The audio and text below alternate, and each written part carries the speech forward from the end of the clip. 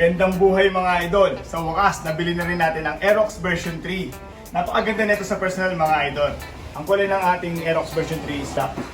Ito. Ayan. Meron siyang small visor.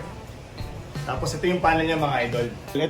Ito yung meter panel niya, medyo nakausti ng konti. Kala ko nung una malaki, yung pala maliit lang. Tapos i-on natin mga idol. Ayan, digital panel na siya, meron siyang check engine, temperature. Tapos ito yung mga switches niya. Meron siyang fuel gauge, orasan, RPM, indicator. Siyempre hindi mawawala ang speedometer natin. Ito mga idol. Tapos dito yung itong mga dot nito, ito yung kilometer na tinakbo natin. Tapos ito yung switches niya na left and right. Built-in hazard na to mga idol. Ayan. Tapos busina. Tapos meron siyang headlight na high and low. Ito, high and low. Itong left side nito, pindutin lang natin to. Meron ditong charging outlet. Ito, Type C. Ito mga idol, Type C. Kaso mga idol, itry natin cellphone natin. Medyo kasi maliit tong niya. Itong butas nito. Tatry natin kung kasya yung cellphone. Hindi kasya mga idol, naka-open. Pero for emergency, okay na rin to. Tapos ito mga idol, ito yung fuel natin. Kailangan naka-off siya. Tapos fuel, ito. Ayan. Tapos meron na rin siya lagayin dito mga idol. Ayan. Ito. Tapos ang full tank capacity nito is 5.5 liters. Ayan. Close natin. Tapos ito naman yung seat. Ang laki ng compartment niya mga idol. I-try natin ang full face helmet natin. Ito. Meron tayong LS2. Full face size na ito large. Try natin kung kasya. Ayan. Tapos pwede ka pang maglagay dito. Kung gusto mo yan, no? Sarado na. Ayan. Pag nag-hazard ka, ito. Tapos in-off mo siya, mag-hazard pa rin siya. Kailangan naka-on ulit siya, on natin, tapos i-off mo yung hazard. Yun, wala na. Pagka in-off mo siya, tapos naka-hazard ka, hindi talaga siya mamamatay. Kailangan i-off mo muna to, ang hazard, bago mo patayin yung engine. Tapos yung side mirror niya, ayan, standard pa rin. Napansin ko parang may carbon dito. Plastic carbon. Tsaka, angas niya mga idol. Quality yung plug ka plastic niya, medyo yan, matigas.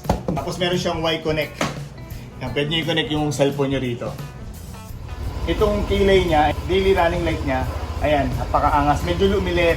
Kasi before, yung sa version 2, pahaba siya. Ito naman, ang Aerox version 3, ito lang. Maliit lang. Tapos ang light niya, ayan parang projector.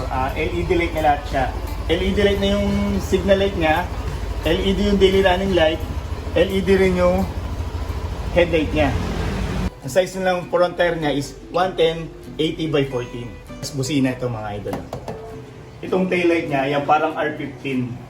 Parang na siyang big bike sa likod pag nakikita niyo ng personal ito mga idol. Tapos ang plate light niya is bulb. Ito lang yata na iba. Kasi itong signal light niya, tsaka itong tail light niya, LED na rin. Tsaka ito mga idol, manipis lang Medyo manipis lang siya to. Yan.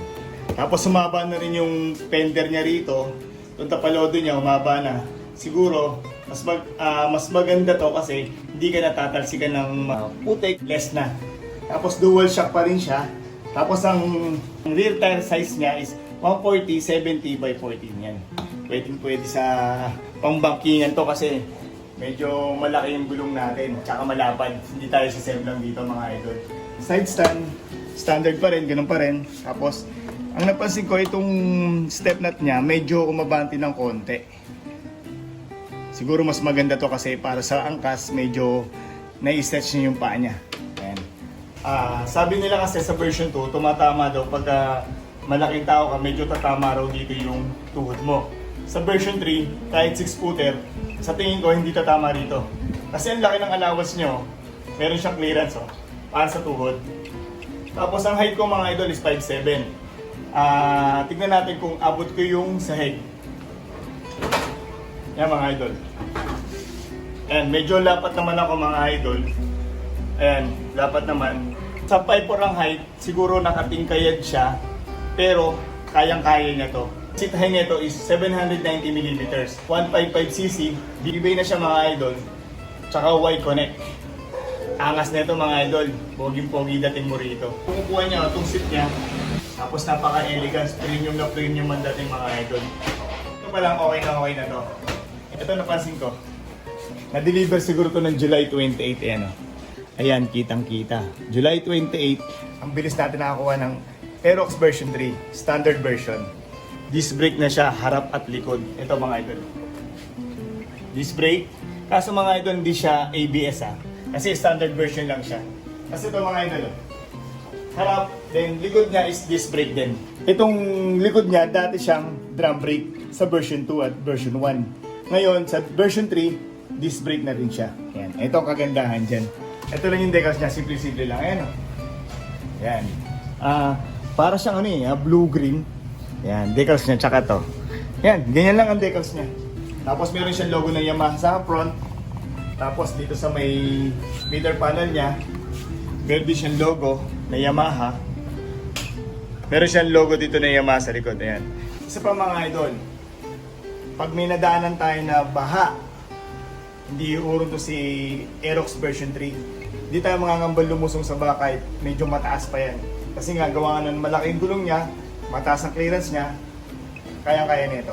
Itong Yamaha Aerox version 3 natin, standard version, nabili natin to sa Yamaha Malabon branch. Kaya thank you sa Yamaha Malabon branch mga idol. At nakakuha tayo rito ng agad-agaran na Aerox version 3. Tapos mga idol, itong version 3 na nabili natin, wala pa tong accessory. Siguro by 1 month or 2 months, magkakaroon na rin to ng mga accessory. Sa ngayon, wala tayong mabili ng accessory or gusto natin maglagay ng box or bracket, wala pa mga idol. Kasi kalalabas lang nito this month, kaya istis muna tayo sa gusto mag-setup, wala pa talaga. Siguro sa mga bolt, makakakuha na tayo. Sa gustong mag-upgrade ng motor, gusto nyo mag-upgrade ng Aerox version 3, hindi kayo magsisisi rito mga idol kasi napaka-angas, napaka-astig, brusco ang dating. Kita-kita tayo sa mga rides natin mga idol.